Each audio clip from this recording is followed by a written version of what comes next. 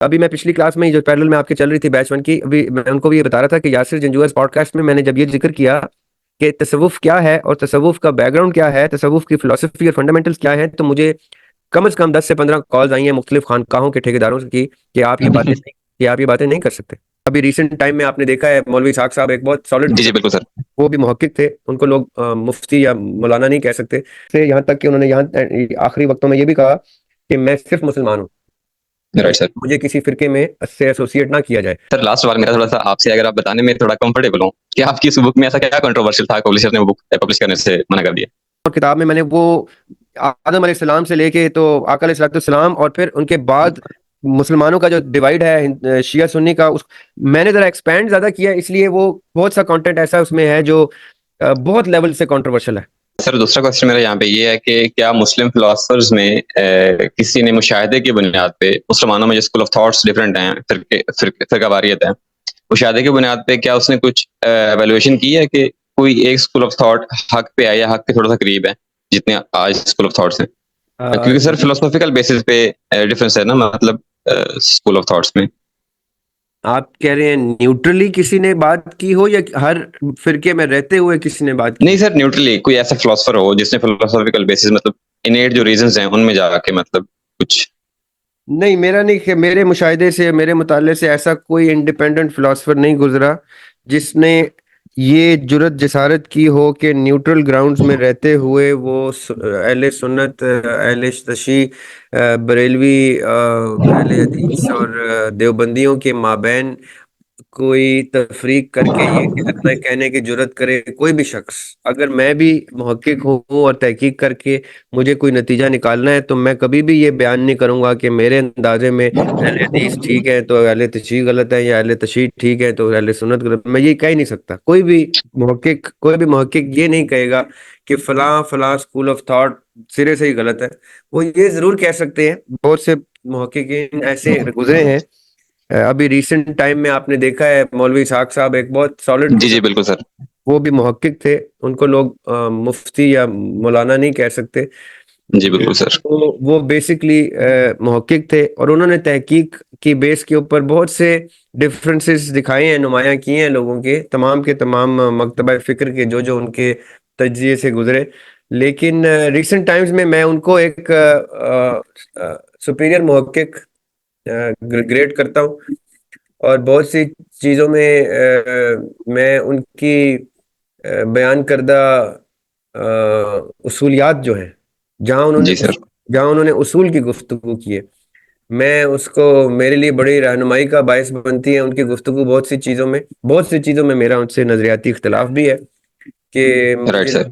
मुझे लगता है कि कहीं पे वो बायस भी हुए।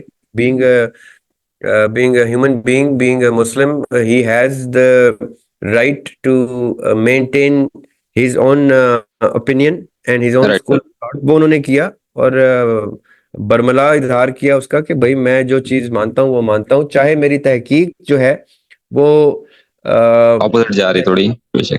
हाँ, चाहे मेरी तहकीक इस चीज की इजाजत नहीं देती कि मैं तकलीद करूं किसी की। राइट लेकिन सर।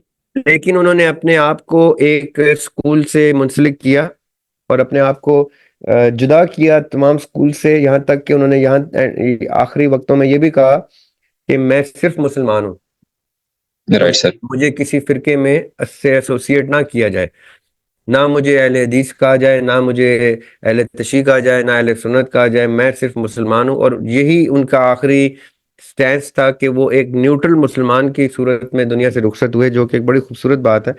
जी सर। और तो उनकी बहुत सी चीजें, तो रिसेंट टाइम्स में मैंने ये एक मुहक्किक देखे राइट सर। हैं जिन्होंने तहकीक को बड़े अनबायस्ड तरीके से सामने लाए और उन्होंने जुर्रत भी की, जसारत भी की कि इस चीज को पब्लिकली भी बताया। इतने बड़े बड़े स्कूल्स को क्वेश्चन किया उन्होंने, जिनको पिछले तकरीबन 400-500 साल से किसी को जुर्रत नहीं थी कि वो इनको क्वेश्चन करे।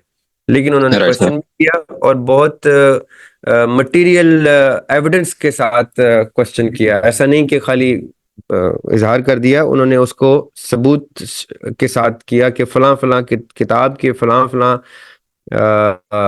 कंटेंट मटेरियल के मुताबिक मैं इस चीज की गुफ्तगू करता हूँ। तो वो बहुत खूबसूरत आदमी थे, बड़े आला मुहक्किक थे।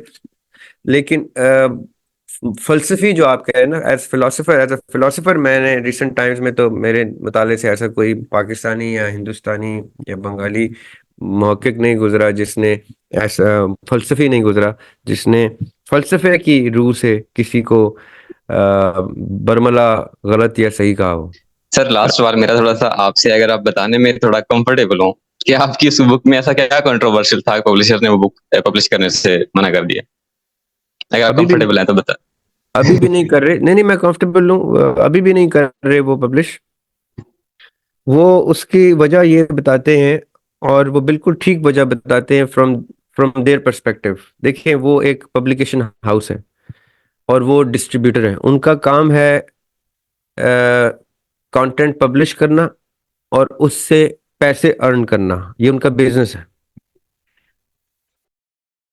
खास परवाह नहीं होती कि जरियाब क्या सोचता है या फलां क्या सोचता है, उसका क्या मकतबा फिक्र है। उनको उनको इस चीज की परवाह जरूर होती है कि दरियाब अपनी सोच जब बयान करे तो ऐसी ना हो कि उससे कोई ऐसा इंतशार फैले कि पब्लिकेशन हाउस का बिजनेस डैमेज हो, उनकी रेपुटेशन के ऊपर कोई बात ना आए।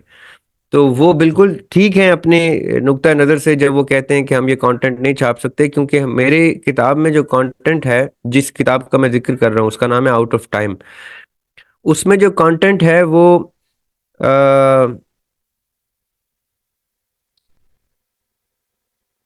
अब मैं कैसे बताऊं, जैसे अभी आप आगे की सेशंस देखेंगे ना जो रिलीजन और मिस्टिसिज्म के हैं, राइट तो सर। आप, तो उसमें आप देखेंगे कि मैं क्योंकि इन तमाम स्कूल्स ऑफ थॉट्स को अलग अलग बयान करके बताता हूं कि ये फलां ये कहता है, फलां ये कहता है, फलां के उसूल ये हैं, फलां की फिलॉसफी ये है, फलां के फंडामेंटल ये हैं, फलां के एथिक्स ये हैं।